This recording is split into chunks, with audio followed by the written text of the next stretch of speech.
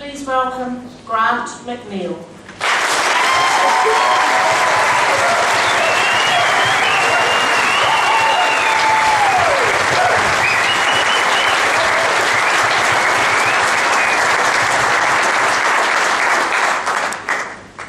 Grant McNeill, The Secret to Happiness.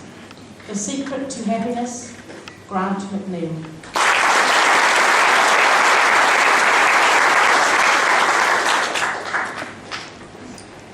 Arnold Schwarzenegger once said that having more money had not made him happy. I have $50 million in the bank, he said, but I was just as happy when I had 48 million. Contest chair, fellow Toastmasters, and anyone who wishes they were happy. I stand here today with the answer. The answer to the secret to happiness. I'd like to start, if I may, by telling you a story. A wise old woman was walking through a village. She came across a man who was down on his luck. His family are hungry, homeless, and begging in the streets. The woman took pity on the man, and reaching into her pocket, she produced a magical stone. Now this stone could grant any wish asked of it. Upon giving the man the stone, he jumped to his feet and he thanked her for her kindness. And then, just like that, he made his first wish. Riches, power, fame, all of these things came to the man, and he believed himself happy. 5 years passed, and even with unlimited wishes, the man had become more miserable than he ever thought possible. He had no true friends to speak of. His children had become spoiled brats, and his wife barely spoke to him anymore. He had obviously forgotten the age-old principle handed down from generation to Barbara Kendall. Happy wife, happy life. In a final act of desperation, he ventured into the woods to find the old woman. Down on one knee, he dropped the stone at her feet and he begged her to take it back. And all he asked for was one thing in return. If you had a magical stone to create happiness, what would you wish for? I've often wished I had a magical stone. I wish I had a bigger house, then I'd be happy. I wish I had more money in my bank account and a bigger paycheck, then I'd be happy. A boat, a car, a body like Schwarzenegger, then I'd be happy. Lotto. Surely if I won millions of dollars in lotto, that would make me happy. You ever bought a lotto ticket, hoping that Powerball win would solve all your problems and make you happy? I have. With ticket in hand, I started dreaming of all the things I could have. I got excited. What could I buy? What could I do? I walked outside, but then I stopped. Because when I thought about it, the things that were making me unhappy in my life weren't things that needed a financial fix. So would 1 million, 2 million, 10 million really make me happy? It's alright, I've checked, that's not a winning one.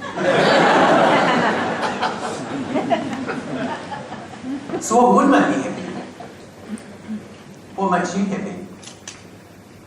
How about if we just did things that made us happy, then surely we would have happiness. But if we keep doing the same things day in and day out, after a while those things become boring. And like the man in the story, why is it when you think you've found happiness, sadness seems to follow? You get a promotion at work and you feel happy, but then you have to work longer hours so you feel sad. You become the leader of something and you feel happy, but then your team loses and you get the blame, so you feel sad. You meet the person of your dreams and you fall in love, happy, but then you get married.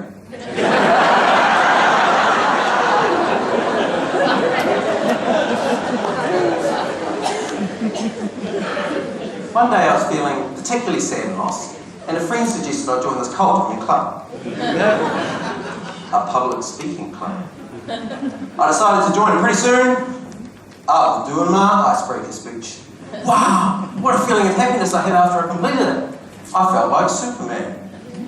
But that feeling only lasted for a few days because after that, I wanted more. I'd become a speech addict.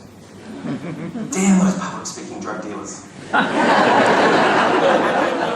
hooked me in with their oratory opiates.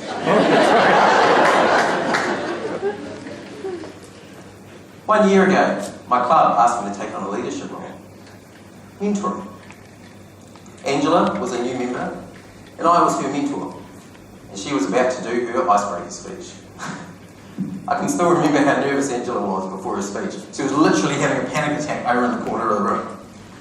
I went over, put my hand on her shoulder and said, relax.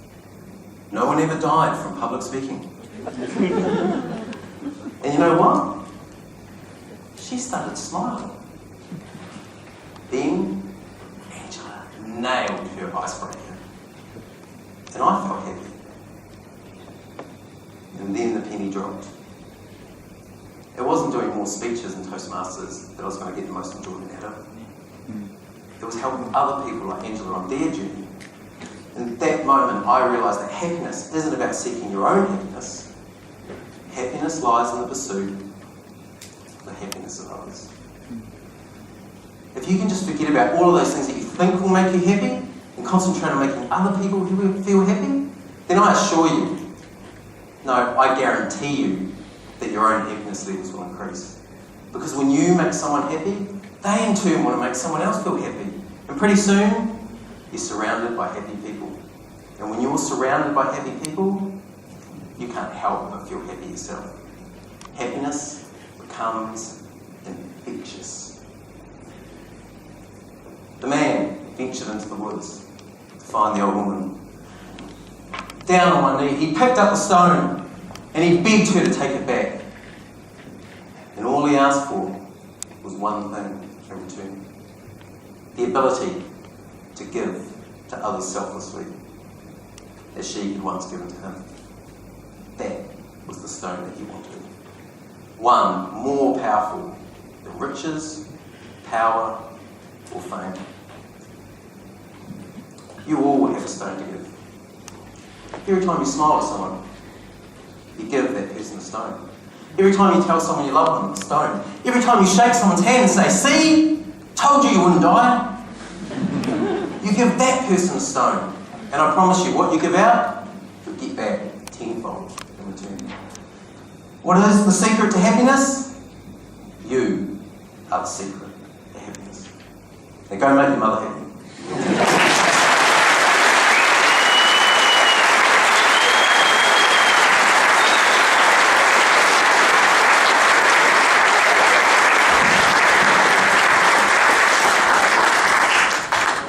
Please have 1 minute silence.